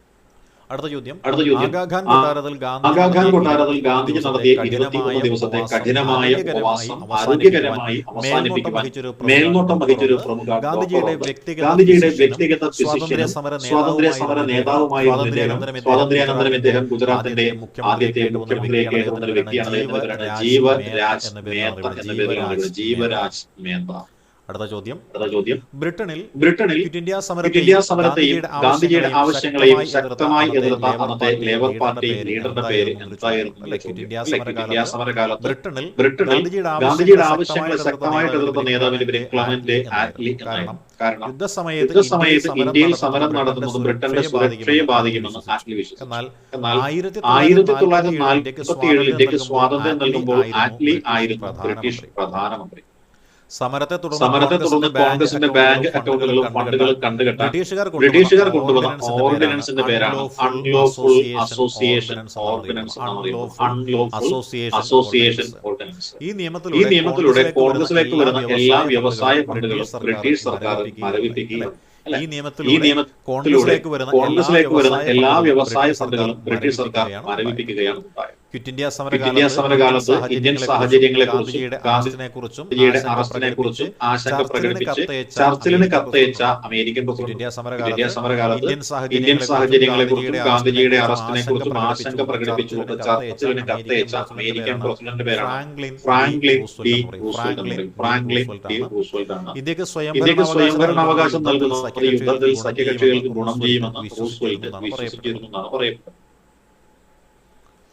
സമരകാലത്ത് ബോംബെയിൽ വിപ്ലവകാരികൾക്കായി ആയുധങ്ങളും ബോംബ് നിർമ്മാണ കേന്ദ്രവും വിജയകരമായി നടത്തിയ വ്യക്തിയാണ്. ക്വിറ്റ് ഇന്ത്യ സമരകാലത്ത് വിപ്ലവകാരികൾക്ക് വേണ്ടി ബോംബ് നിർമ്മിച്ചു കൊടുത്ത മഹാൻ അദ്ദേഹത്തിന്റെ പേരാണ് VG കുൽക്കർണി എന്ന്. അധികമാരും കേട്ടിട്ടില്ലാത്ത ഒരു പേരാണ് VG കുൽക്കർണി. സോഷ്യലിസ്റ്റ് ഗ്രൂപ്പുകൾക്ക് ആവശ്യമായ സ്ഫോടക വസ്തുക്കൾ എത്തിച്ചു നൽകിയിരുന്നത് ഇദ്ദേഹത്തിന്റെ നേതൃത്വത്തിലുള്ള രഹസ്യ സംഘമായിരുന്നു എന്നാണ് പറയുന്നത്.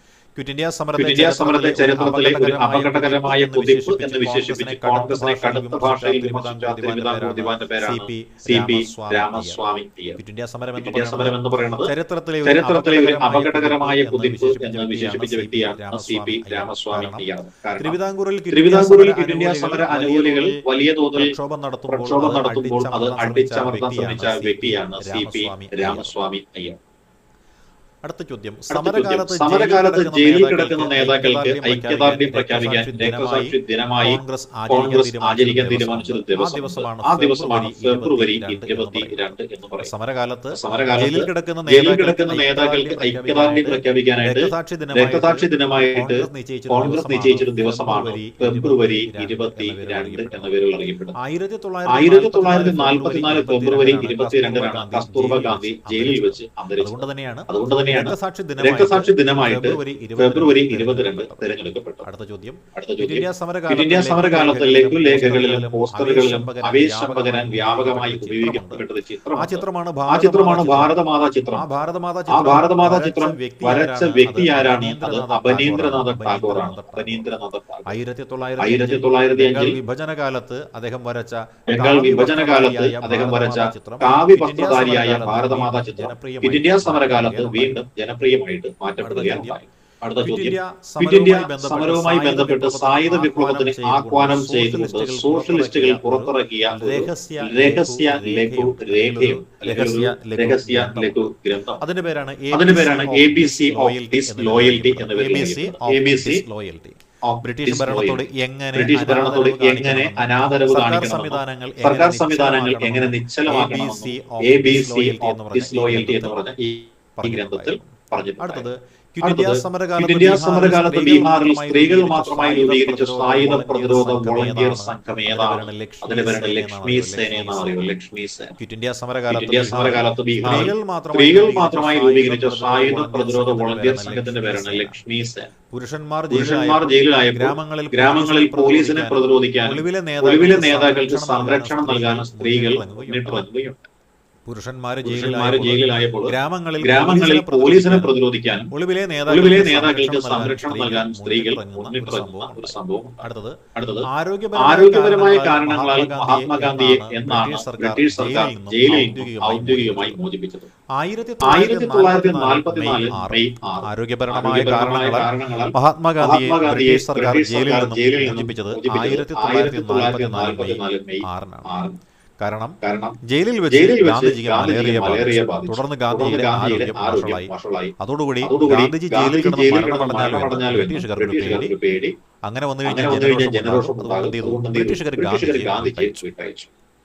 അടുത്ത ചോദ്യം, ക്വിറ്റ് ഇന്ത്യ പ്രമേയത്തെ പിന്തുണച്ച് വൈസ്രോയിയുടെ ജനവിരുദ്ധ നയങ്ങളിൽ സെൻട്രൽ ലെജിസ്ലേറ്റീവ് അസംബ്ലിയിൽ നിന്ന് രാജിവെച്ച പ്രമുഖന്റെ പേരാണ് HV കാമത്ത്.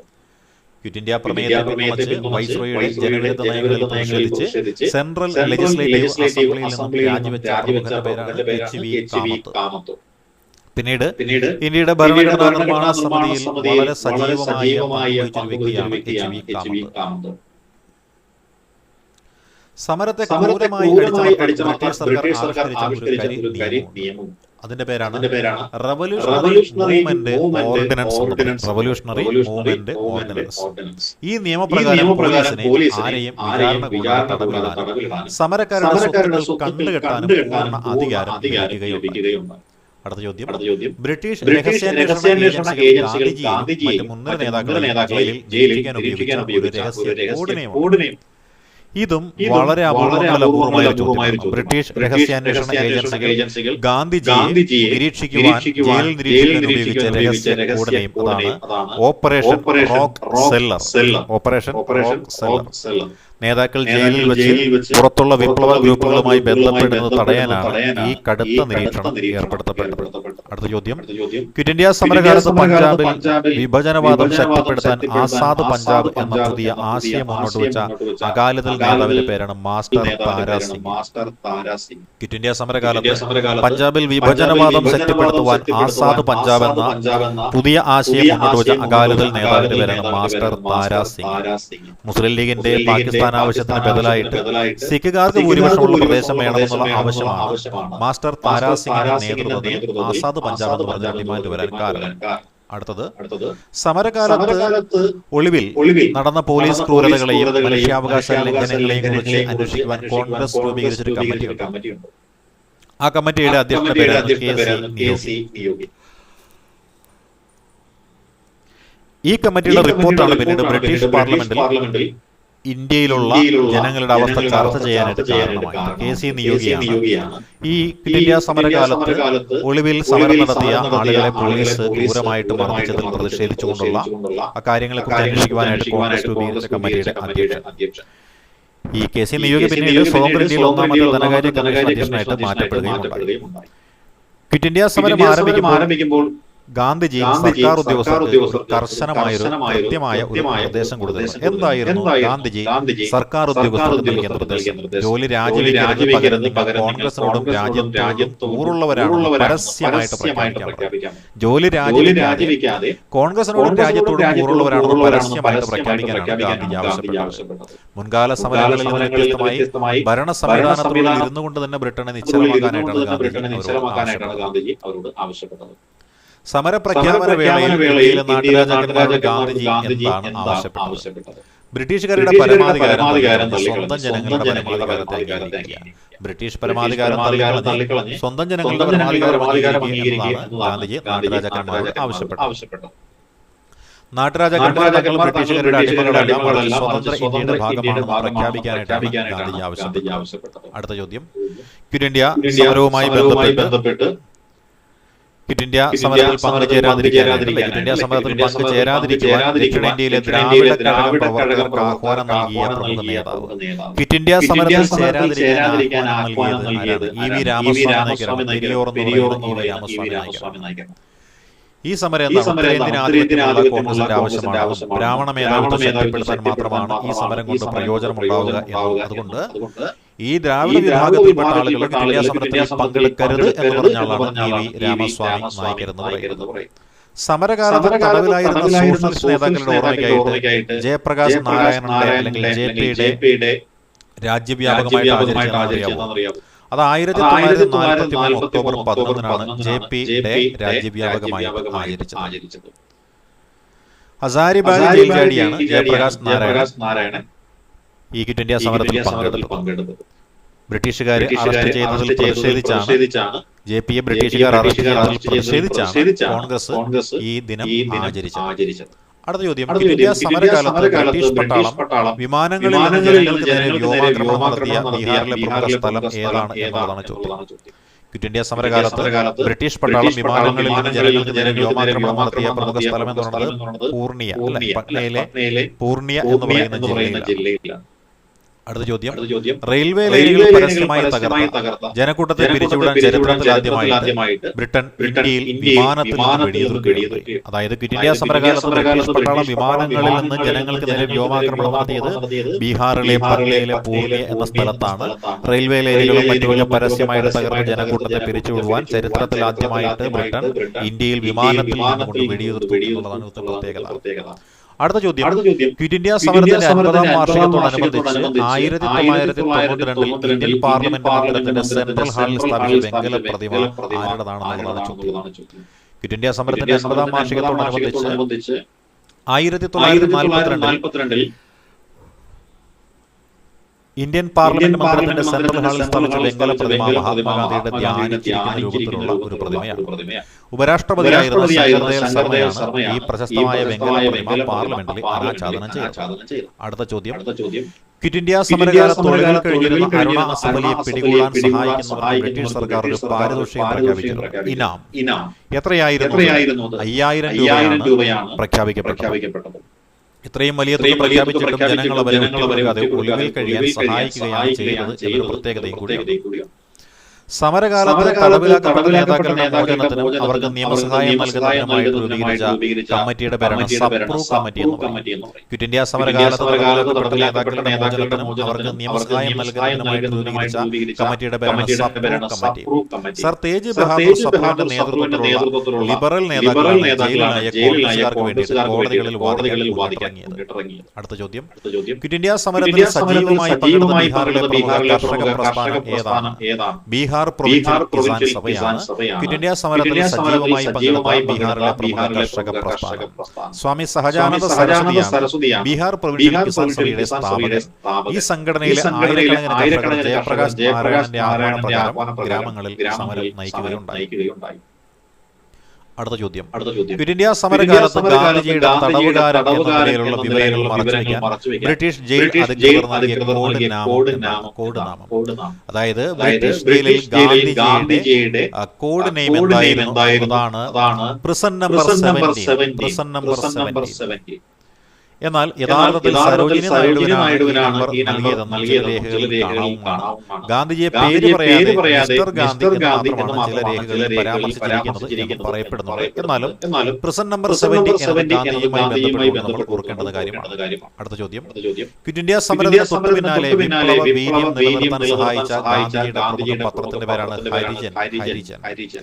ജയിൽ മോചിതനായ ഗാന്ധിജി വീണ്ടും ഹരിജൻ പത്രത്തിലൂടെയാണ് തന്റെ നിലപാടുകൾ വ്യക്തമാക്കുകയും സമരം സ്വാതന്ത്ര്യം അനിവാര്യമാക്കി പ്രഖ്യാപിക്കുകയും ചെയ്തു. അടുത്ത ചോദ്യം, സമരകാലത്ത് ഒളിവിൽ പ്രവർത്തിച്ച സോഷ്യലിസ്റ്റുകൾ രഹസ്യ സന്ദേശങ്ങൾ ടൈപ്പ് ചെയ്യാൻ ഉപയോഗിച്ച ഒരു ബ്രിട്ടീഷ് നിരീക്ഷണത്തിലായിരുന്ന ഒരു ടൈപ്പ് റൈറ്റർ ബ്രാൻഡ്. അതായത് ക്വിറ്റ് ഇന്ത്യ സമരകാലത്ത് ലഘുലേഖകൾ ടൈപ്പ് ചെയ്യാൻ ഉപയോഗിച്ചിരുന്ന ഒരു ടൈപ്പ് റൈറ്റർ ഉണ്ട്. അതിന്റെ പേരാണ് റെമിംഗ്ടൺ എന്നാണ് ടൈപ്പ് റൈറ്ററിന്റെ പേര്.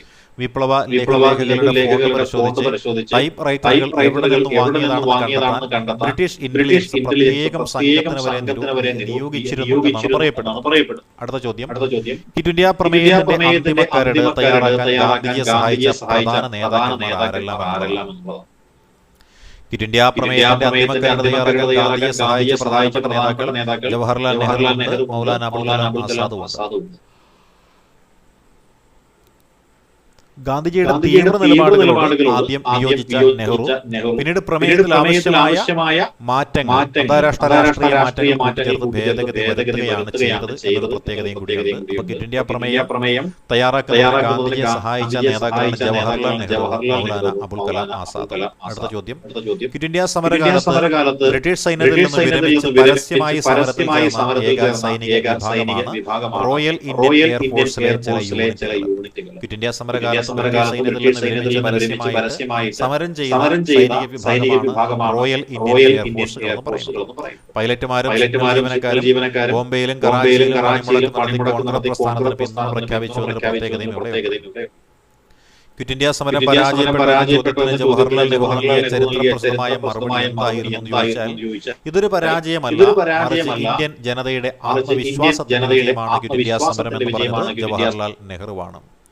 താൽക്കാലികമായി സമരം അടിച്ചമർത്തപ്പെട്ടെങ്കിലും ബ്രിട്ടനെ അധികകാലം ഇന്ത്യയിൽ തുടരാനാവില്ല എന്ന് ബോധ്യമാക്കാൻ ഈ സമരത്തിന് കഴിഞ്ഞു എന്നാണ് ജവഹർലാൽ നെഹ്റു.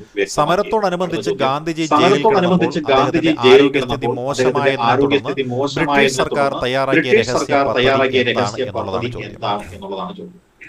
Operation Rubicon. ഗാന്ധിജി ജയിലിൽ വെച്ച് നിരാഹാര സമരം മൂലം മരിക്കുകയാണെങ്കിൽ രാജ്യത്തിനുണ്ടാകുന്ന ക്രമസമാധാന പ്രശ്നങ്ങൾ നേരിടാനും അദ്ദേഹത്തിന്റെ സംസ്കാരം ജയിലിനുള്ളിൽ തന്നെ നടത്താനും വിഭാവനം ചെയ്ത രഹസ്യ പദ്ധതിയാണ് ഓപ്പറേഷൻ റൂബിക്കോൺ എന്ന പേരിൽ അറിയപ്പെടുന്നത്. Operation Rubicon. ക്വിറ്റ് ഇന്ത്യ സമരകാലത്ത് നാട്ടുരാജ്യങ്ങളിൽ ഉത്തരവാദ ഭരണത്തിനായി നടന്ന ജനകീയ പ്രസ്ഥാനങ്ങളെ ഏകോപിപ്പിച്ച സംഘടനയാണ് All India State People's Conference എന്ന് പറയുന്നത്. All India State People's Conference. നാട്ടുരാജ്യങ്ങളിലെ ജനങ്ങൾ ബ്രിട്ടീഷ് അനുകൂലികളായ രാജാക്കന്മാർക്കെതിരെ സമരം ചെയ്യാൻ ഈ സംഘടനയുടെ തണലിലാണ് അണിനിരന്നിരുന്നത്.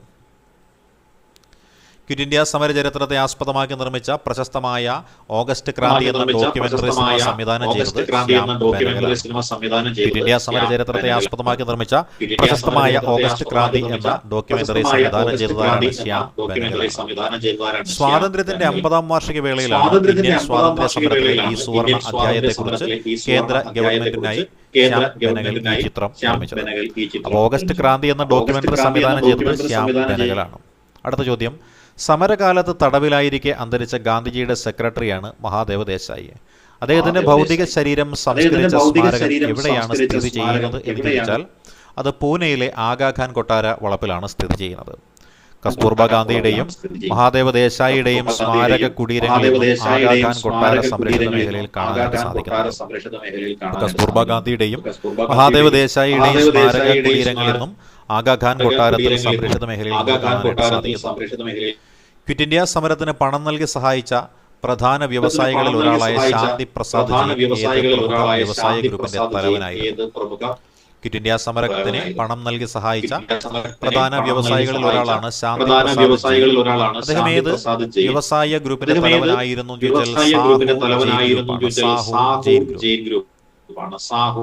അദ്ദേഹം കോൺഗ്രസ് ഫണ്ടുകളിലേക്ക് പണം കൈമാറുന്നതിന് ബ്രിട്ടീഷ് പോലീസ് അദ്ദേഹത്തെ മാസങ്ങളോളം തടവിൽ സമരം ചെയ്യുന്ന കോൺഗ്രസുകാർക്ക് ഫണ്ട് നൽകിയെന്ന കുറ്റത്തിന് ശാന്തി അടുത്ത ചോദ്യമാണ്, ക്വിറ്റ് ഇന്ത്യ സമരകാലത്ത് കേരളത്തിൽ കോൺഗ്രസ് നേതാക്കളെ പാർപ്പിച്ചിരുന്ന പ്രധാനപ്പെട്ട സെൻട്രൽ ജയിലാണ് കണ്ണൂർ സെൻട്രൽ ജയിലാണ്. ക്വിറ്റ് ഇന്ത്യ സമരകാലത്ത് കേരളത്തിൽ തടവിലാക്കപ്പെട്ട കോൺഗ്രസ് നേതാക്കളെ പാർപ്പിച്ചിരുന്ന പ്രധാനപ്പെട്ട സെൻട്രൽ ജയിലാണ് കണ്ണൂർ സെൻട്രൽ ജയിൽ. മലബാറിലെ പ്രമുഖ നേതാക്കളായ കെ കേളപ്പൻ, സി കെ തുടങ്ങിയവരെല്ലാം ഈ സമയത്ത് കണ്ണൂർ ജയിലിൽ തടവിലായിരുന്നു. അടുത്ത ചോദ്യം, ക്വിറ്റ് ഇന്ത്യ സമരത്തിന് ആവേശം പകരാൻ വിപ്ലവകാരികൾ പരസ്യമായി പാടി നടന്നിരുന്ന വന്ദേ മാതരം AICC സമ്മേളനങ്ങളിൽ ആലപിച്ചിരുന്ന സംഗീതം ഏത് വന്ദേ മാതരം അതിനെ ശാസ്ത്രീയമായി സംഗീതം ശാസ്ത്രീയ ഗായകൻ ഓംകാർനാഥ് ഠാക്കൂർ. അതായത് വന്ദേ മാതരം ഗീതം AICC സമ്മേളനങ്ങളിൽ ആലപിച്ചിരുന്ന ശാസ്ത്രീയ ഗായകൻ അത് ഓംകാർനാഥ് ഠാക്കൂറാണ്. പണ്ഡിറ്റ് ഓംകാർനാഥ്. ഇദ്ദേഹത്തിന്റെ വികാരഭരിതമായ ഗാന്ധിജി ഉൾപ്പെടെയുള്ള നേതാക്കൾ പലതവണ വേദിയിൽ എഴുന്നേറ്റ് നിന്നിട്ടുണ്ട് എന്ന് പറയുന്നു. ക്വിറ്റ് ഇന്ത്യ സമരം ഇന്ത്യൻ സ്വാതന്ത്ര്യ സമര ചരിത്രത്തിലുണ്ടാക്കിയ ഏറ്റവും വലിയ മാറ്റം എന്താണ് എന്നുള്ളതാണ് ചോദ്യം. ക്വിറ്റ് ഇന്ത്യ സമരം ഇന്ത്യൻ സ്വാതന്ത്ര്യ സമര ചരിത്രത്തിലുണ്ടാക്കിയ ഏറ്റവും വലിയ മാറ്റം എന്താണ്? ബ്രിട്ടീഷുകാർ ഇന്ത്യക്ക് എപ്പോൾ സ്വാതന്ത്ര്യം നൽകണമെന്നതിനെ കുറിച്ച് മാത്രം ചിന്തിക്കേണ്ടി വന്നു. അതായത് സ്വാതന്ത്ര്യം നൽകണോ വേണ്ടയോ എന്ന ചിന്തയൊക്കെ മാറിയിട്ട് എപ്പോഴാണ് സ്വാതന്ത്ര്യം കൊടുക്കേണ്ടത് എന്ന നിലയിലേക്ക് ബ്രിട്ടീഷുകാർ മാറി ചിന്തിച്ചു തുടങ്ങി. കാരണം രണ്ടാം ലോക മഹായുദ്ധത്തിന് ശേഷം ബ്രിട്ടൻ പൂർണ്ണമായും സാമ്പത്തികമായും ക്വിറ്റ് ഇന്ത്യ സമരത്തിലൂടെ ജനങ്ങളുടെ വിപ്ലവ മനസ്സിലായി. അതോടുകൂടി എന്ത് ചെയ്തു? അവരെ ഇന്ത്യ വിടുവാനായിട്ടുള്ള തീരുമാനം എടുക്കുകയാണ് ഉണ്ടായത്. നമ്മളിപ്പോൾ നോക്കിയത് ക്വിറ്റ് ഇന്ത്യ സമരവുമായി ബന്ധപ്പെട്ടുകൊണ്ടുള്ള ഏറ്റവും പ്രധാനപ്പെട്ട 100 ചോദ്യങ്ങൾ. അത് ഉപചോദ്യങ്ങളായിട്ട് വന്നു കഴിഞ്ഞാൽ എങ്ങനെയാണ് എഴുതേണ്ടത് എന്ന ഒരു കാര്യമാണ് നോക്കിയത്.